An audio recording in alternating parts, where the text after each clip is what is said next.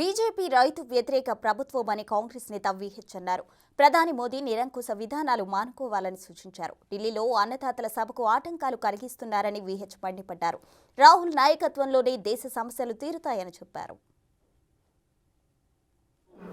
ఎన్నో ఉద్యమాలు చేశారు, రోడ్ల మీద వండుకున్నారు, ఎండనక వానలో ఇయాల రైతుల సమస్య తీరలేదని ఇప్పుడు హర్యానాలో పెద్ద ఎత్తున మీటింగ్ ఏది ఢిల్లీలో పెట్టాలని ఆలోచన చేస్తే 2 రోజుల ముందు నుంచే రోడ్లన్నీ బంద్ చేశారు.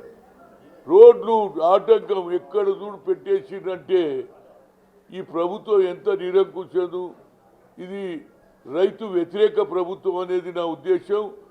మీటింగ్ 2 రోజుల ముందు నుంచే బ్యారికేడ్ కట్టడం, ఇంటర్నెట్లు బంద్ చేయడం, రైతులను ఎవరిని కూడా రాకపోకలు హర్యానా నుంచి ఢిల్లీకి వచ్చే ప్రాంతాలన్నీ మూసివేయడం అనేది ఇది చాలా దుర్మార్గం. దీన్ని ఖండిస్తున్నా.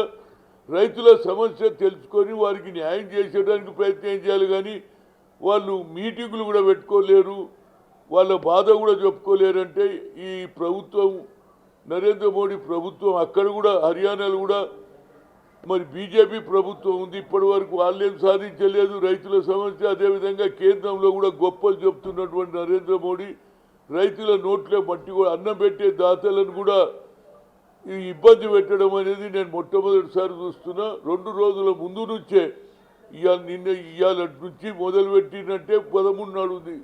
అప్పటి వరకు అంటే 2 రోజుల ముందు నుంచే రోడ్లు బంద్ చేయడం, బ్యారికేడ్ కట్టడం, రైతులను ఢిల్లీ రానీక చూడమంటే ఇది నిరంకుశం.